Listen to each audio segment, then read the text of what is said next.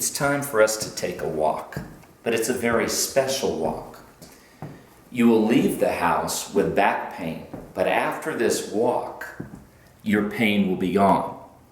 Let me now show you how to take a spinal stride. Daily activities activate an area of the brain that leads to a flexion response. If you see somebody in a flexed position, they are standardly aging incredibly rapidly.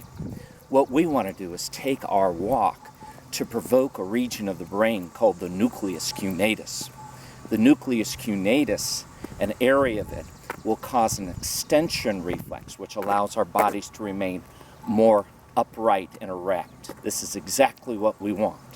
So as we're walking, we want to be viewing something off in the horizon.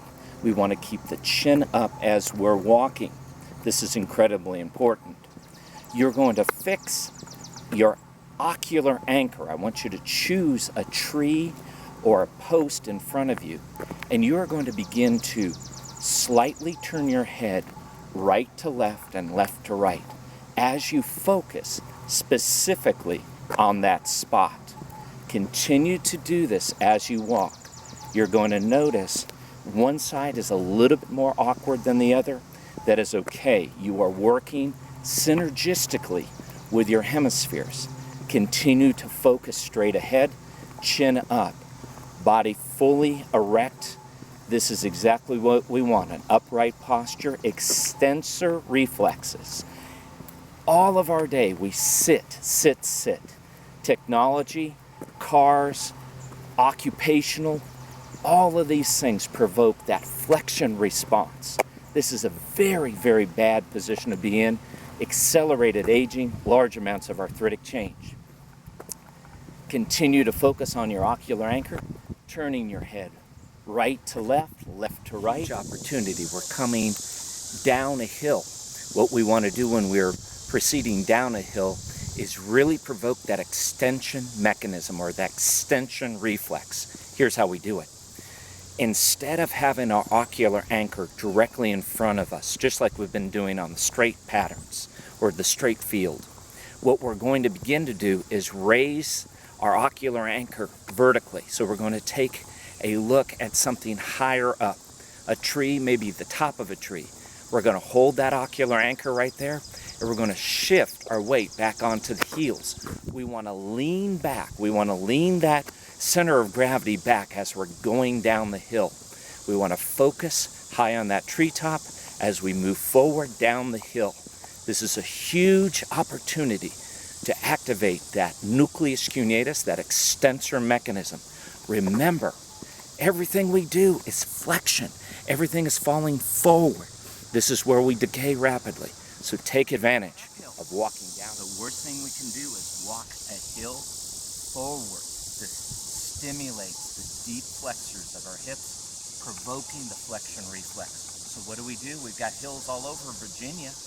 What we're going to do is we're going to turn backward, and we're going to walk backwards up the hill.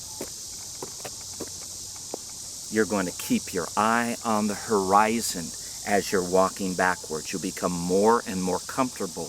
But when you come to a hill, it is crucial you do not walk it forward. It will stimulate those deep flexors and increase the disc pressure. Turn around, walk it backwards. Let's do a quick review of the spinal stride. When we're on flat grounds, we're going to focus on a spot at least 19 to 20 feet away from us.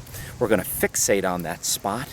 We're going to keep our chin up, and we're beginning to turn, rotating the head back and forth, back and forth. Crucial for us to begin to relax the back muscles and reset the ocular vestibular reflexes.